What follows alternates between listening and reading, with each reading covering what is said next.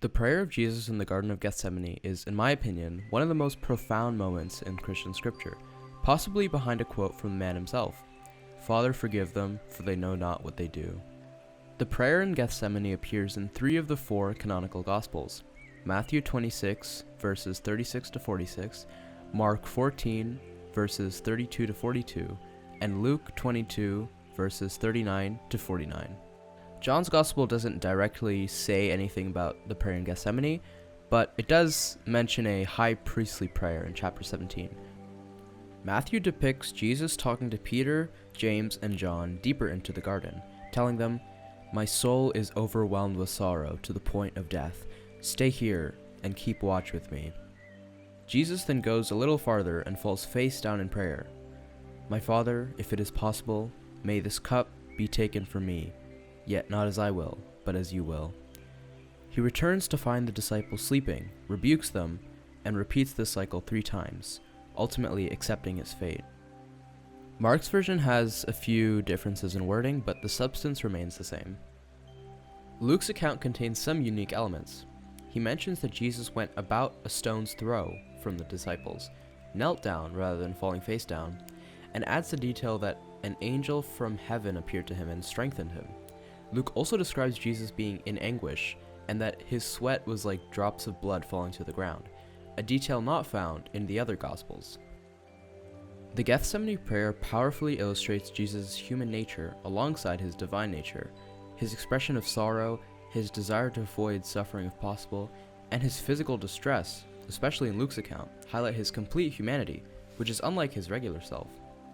Even before, while predicting his death, predicting that he would be betrayed, he seemed almost indifferent to that. His words carried the weight of inevitability, but not emotion, as if he had already accepted the outcome in full. Yet, in the Garden of Gethsemane, that stoic composure began to crack. Alone in the shadows, he trembled, but not from the cold, from the crushing burden of what lay ahead.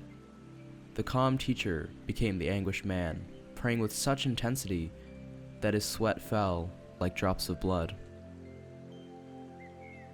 Jesus' prayer references this cup that he wishes to avoid. In Old Testament imagery, the cup often symbolizes God's judgment or wrath, although interpretations vary on what precisely this cup entailed. In ancient Jewish and biblical tradition, a cup often symbolized a person's divinely appointed fate or experience, especially when it involved suffering or judgment. In the Psalms and prophets, drinking the cup meant undergoing intense trials, punishment, or the wrath of God.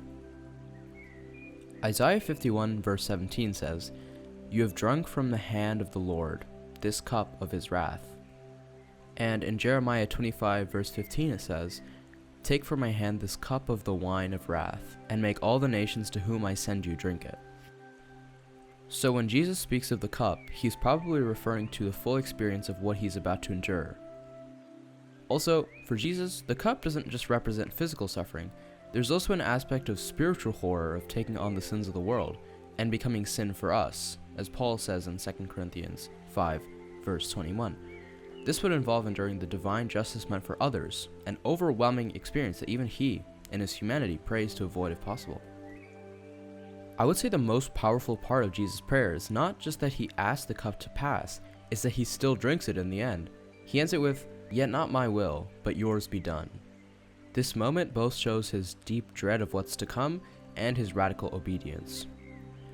I would also say there's a poetic echo here. The night before, Jesus shared a cup of wine with his disciples, calling it "my blood of the covenant, poured out for many." That cup was symbolic too, but now, in Gethsemane, he's preparing to actually fulfill what it symbolized. I want to touch on the climax of Jesus' prayer. "Not my will, but yours be done."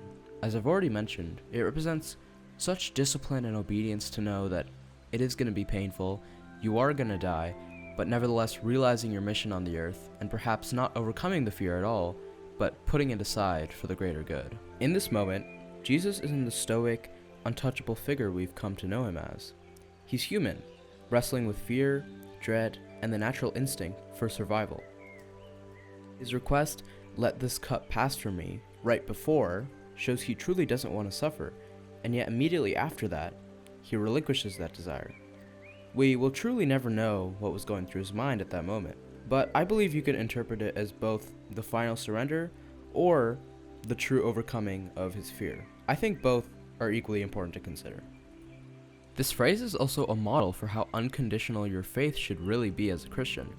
It's Jesus saying, even if I don't want this, even if I'm terrified, I trust you, my God, more than I trust my fear. It's a show of his trust which runs so deep, he puts God's will above not only his desires, but screaming instincts of, I don't want to die. This isn't just submission, it's alignment with a higher purpose, even when that purpose is painful. Long before Nietzsche, we have the true role model for finding purpose in suffering. Now finally, we mustn't forget another pivotal moment that occurs right before Jesus is arrested. When Judas comes with an army to arrest him, Jesus in that moment says, "Do what you came for, friend." That single word, friend, spoken to the man who had just betrayed him, encapsulates the radical heart of Jesus' teachings. In a moment of ultimate betrayal, Jesus doesn't lash out in anger or condemn Judas with bitterness. Instead, he addresses him with a term of closeness, of continued grace. It's really a stunning act of love, which reflects everything that Jesus taught. To love one's enemies, bless those who persecute, to turn the other cheek. Even as Judas stands in the dark, torchlight flickering, kiss still fresh on his lips, Jesus offers him the dignity of a relationship.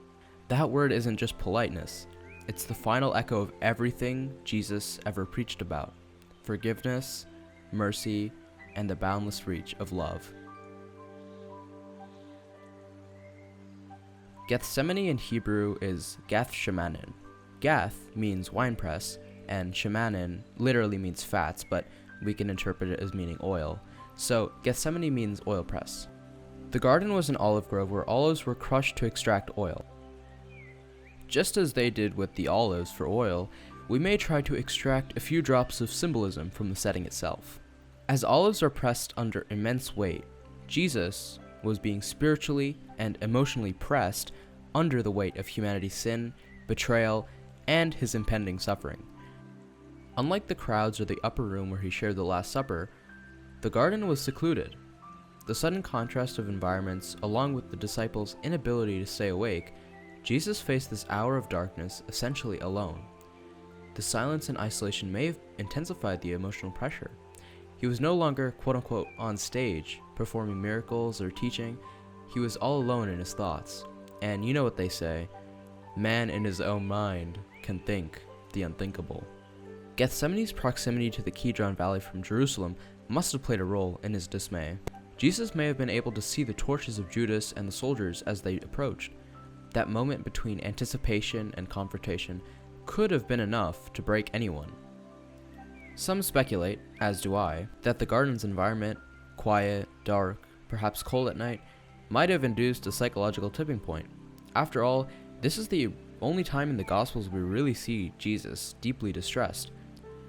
The prayer of Jesus in the Garden of Gethsemane takes place during the Passover, a time deeply symbolic in the Jewish tradition. Just prior to this moment, Jesus had celebrated the Last Supper with his disciples, an event filled with meaning as he identified the bread and the wine with his body and blood.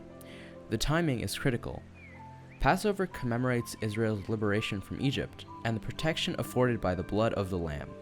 By placing his impending death within this context, Jesus aligns himself with the Passover Lamb, whose blood saved the Israelites from death.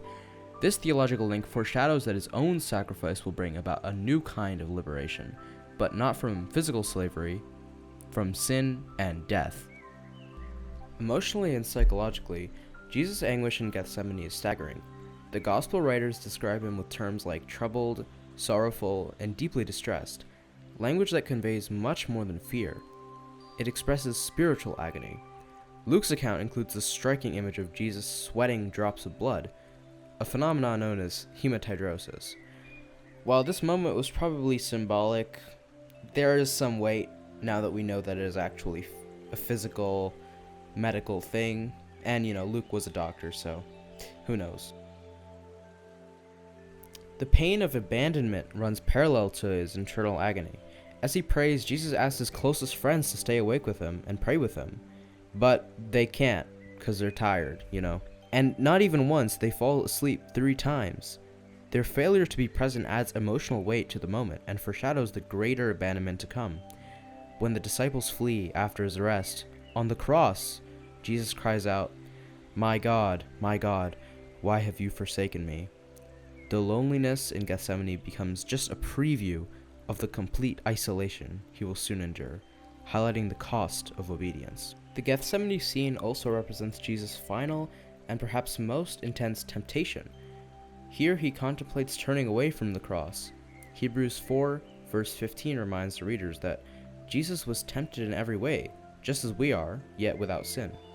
In Gethsemane, that truth becomes painfully visible. Jesus wrestles with the possibility of avoiding suffering, even though he has the divine power to do so. His decision to submit anyway reveals that his sacrifice is not accidental or inevitable, it is chosen. This voluntary submission makes the fact that he died on the cross an act of love. I think the structure of Jesus' prayer also plays a role. He repeated it 3 times in Matthew and Mark, emphasizing the intentionality behind his decision. It wasn't just a passing moment of bravery, but a prolonged engagement with temptation and surrender. This threefold prayer mirrors Peter's upcoming threefold denial, drawing a stark contrast between Jesus' steadfastness and Peter's failure. It also reinforces the idea that Jesus' choice to suffer was not impulsive, but deliberate, solidified through sustained spiritual effort. In conclusion, the Gethsemane prayer stands out as one of the most profound moments in Christianity's history, where divine purpose and human vulnerability intersect. In the garden encounter, we witness Jesus at his most emotionally transparent, revealing both the cost of redemption and the path of faithful obedience. All this to say, I have extremely high hopes for the new Sleep Token album, Even in Arcadia. I do mean to make some sort of a video giving my insights on what I think the album's going to be about, the symbolism behind the tracks. I mean, there's even in the name, there's a lot of symbolism. Even in Arcadia. Arcadia is like some sort of utopia that I think has something to do with like keeping in touch with nature. So obviously you can infer that it sort of means something about like shit happens even in Arcadia, yo. Bad stuff happens. I don't know. I kind of want to do a deep dive on that, but also they have a track name on there because they released the track list like I think it was like a few days ago, but one of their tracks is called Gethsemane, right? And once you know sort of what the symbolism is about Gethsemane, what it means, why it's so prevalent in like Sleep Token's whole like story and lore thing, it speaks to you because Jesus was there, he was hurting, he was praying, he was angry, he was all this stuff, fill in the blank, right? And I think you can interpret it as being like a super heavy song with like almost like a threefold repetition because like Jesus did that 3 times. I don't know how. I mean, I do know that Sleep Token is sort of inspired by Christian things because their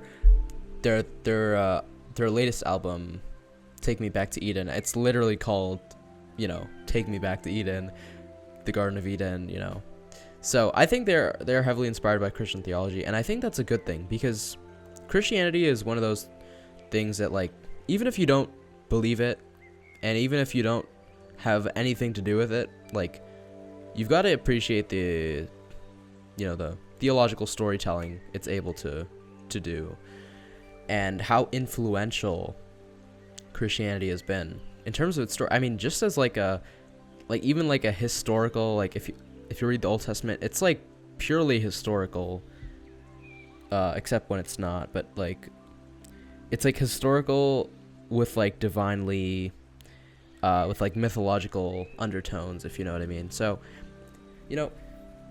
all this to say, well, I just said that all of that to say, Sleep Token, Gethsemane, fire. Anyways, if you made it this far, I would appreciate smashing that like button. I will probably make a video about Damocles or even Arcadia, the symbolism, definitions, etc. Sleep token, very good. Yes. See y'all on the next one.